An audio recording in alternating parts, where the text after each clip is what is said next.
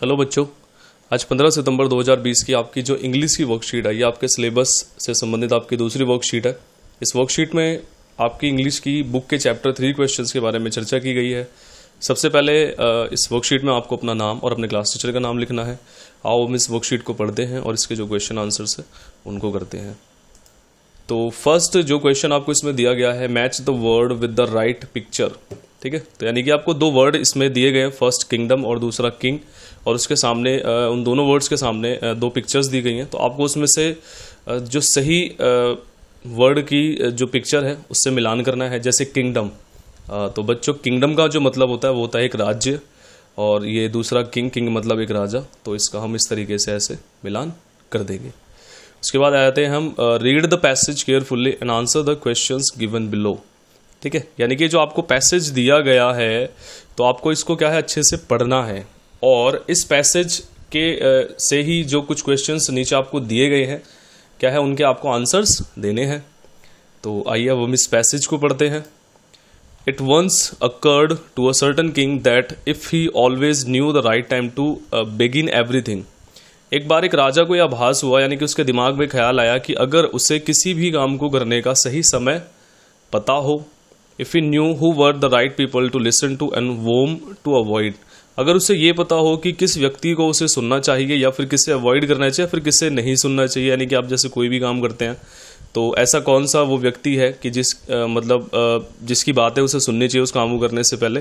ठीक है, and above all, और इन सबसे ऊपर, if you always knew what was the most important thing to do, और अगर उसे हमेशा ये पता हो कि वो सही काम या सही चीज क्या है जो उसे करनी चाहिए, he would never fail in anything he might undertake, तो वह कभी भी उस काम को करने में फेल नहीं हो सकता जिसे वह कर सकता है या फिर वो करना चाहता है।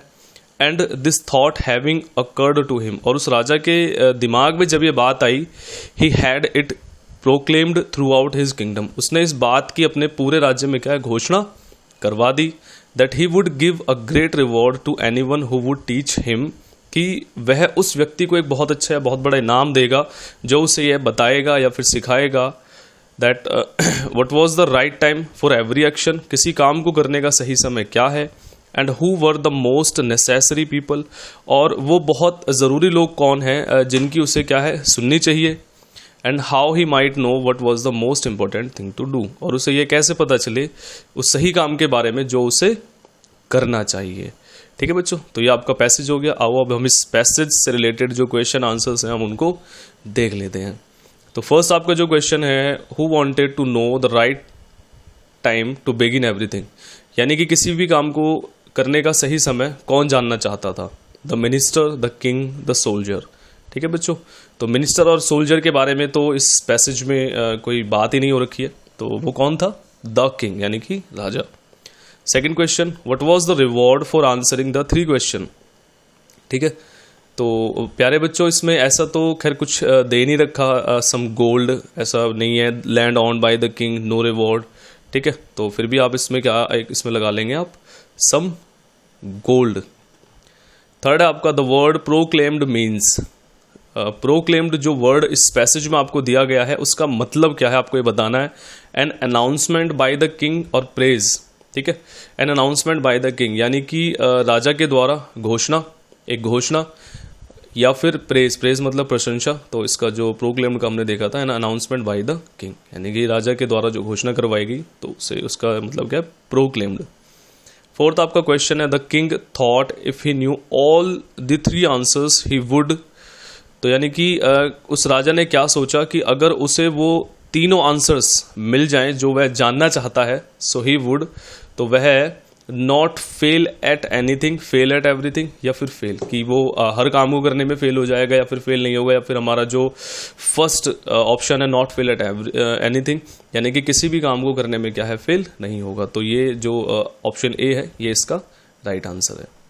अब आ जाते हैं हम question number 3। The 3 questions the king wanted to know were, यानी कि वो 3 सवाल या 3 क्वेश्चंस कौन से थे जो वो राजा जानना चाहता था।